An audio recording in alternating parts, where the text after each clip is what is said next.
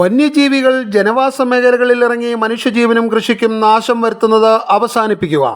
ഇതിനായി കേന്ദ്ര സർക്കാർ വന്യജീവി നിയമത്തിൽ ഭേദഗതി വരുത്തുക. വന്യജീവി ആക്രമണത്തിൽ മരണപ്പെട്ടവർക്കും പരിക്കേറ്റവർക്കും കൃഷി നശിച്ചവർക്കും നഷ്ടപരിഹാരം കാലോചിതമാക്കുക എന്നീ ആവശ്യങ്ങൾ ഉന്നയിച്ചുകൊണ്ട് പാർലമെൻറ്റ് മാർച്ചിന് മുന്നോടിയായി കേരള കർഷക സംഘം കൊല്ലം ജില്ലാ കമ്മിറ്റിയുടെ നേതൃത്വത്തിൽ നടത്തിയ വാഹന പ്രചരണ ജാഥയ്ക്ക് കൊളുത്തുപുഴയിൽ സ്വീകരണം നൽകി.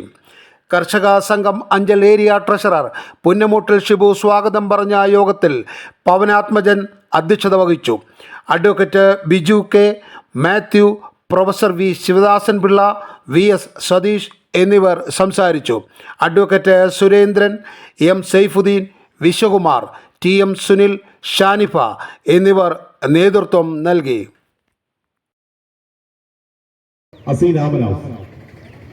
ഏരിയ കമ്മിറ്റിയുടെ പ്രസിഡന്റ് സഖാവ് സുരേന്ദ്രൻ, സ്വാഗത സംഘത്തിന്റെ ചെയർമാൻ സഖാവ് പവനാത്മജൻ,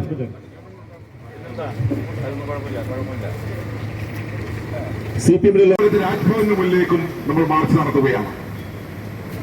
ഇന്ന് യഥാർത്ഥത്തിൽ വനമേഖലയോട് ചേർന്ന് താമസിക്കുന്ന ആളുകൾക്ക് ജീവിക്കാൻ കഴിയാത്ത, കൃഷി ചെയ്യാൻ കഴിയാത്ത, സ്വൈര്യമായി ഉറങ്ങാൻ കഴിയാത്ത ജീവിത സാഹചര്യമാണ് കേരളത്തിൽ നിലനിൽക്കുന്നത് എന്നുള്ളത് നമുക്കറിയാം. കൊല്ലം ജില്ലയെടുക്കുമ്പോഴും കൊല്ലം ജില്ലയുടെ മണത്തറ മുതൽ മാങ്കോട് വരെയുള്ള കുളത്തൂപ്പുഴ, തെമ്മല, ആര്യങ്കാവ് മുതൽ മാങ്കോട് വരെ എന്ന് പറയുന്നത് കൊല്ലത്തിൽ നിന്ന് കുളത്തൂപ്പുഴ പോകുന്നതിനേക്കാൾ ദൂരമുണ്ട്. അത്രത്തോളം വിശാലമായ മലമേഖലയാണ് കൊല്ലം ജില്ലയ്ക്കുമുള്ളത്. കേരളത്തിൽ എടുത്താലോ, കേരളത്തിന്റെ ആകെ വിസ്തൃതി എന്ന് പറയുന്നത് 36,000 ചതുരശ്ര കിലോമീറ്ററേ ഉള്ളൂ. അതിൽ 12,000 ചതുരശ്ര കിലോമീറ്റർ വനമാണ്. 12,000 ചതുരശ്ര കിലോമീറ്റർ വനത്തിൽ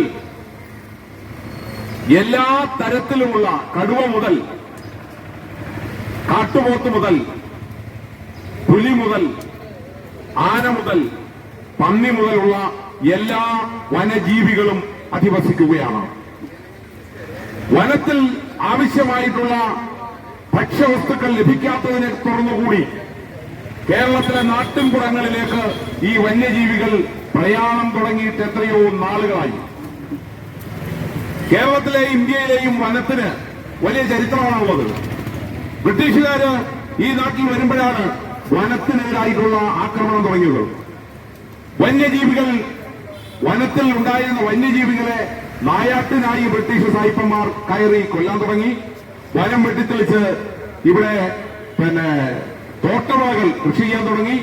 ഇങ്ങനെ സ്ഥിരമായി വന്യജീവികളെ ആക്രമിക്കുന്ന, നമുക്കെല്ലാം അറിയാമല്ലോ, ഓത്തുപഴക്കാരായിട്ടുള്ള ആളുകളോട് ഞാൻ പ്രത്യേകിച്ച് പറയണ്ടല്ലോ, വനം വന്യജീവി നിയമം പാസ്സാകുന്നതിന് മുമ്പ് നമ്മുടെ നാട്ടിലെ എത്രയോ ആളുകൾ വനത്തിനുള്ളിൽ പോയി ജീവികളെ കൊലപ്പെടുത്തുന്ന ന്യൂസ് ഡെസ്ക്, കൊളുത്തുപുഴ.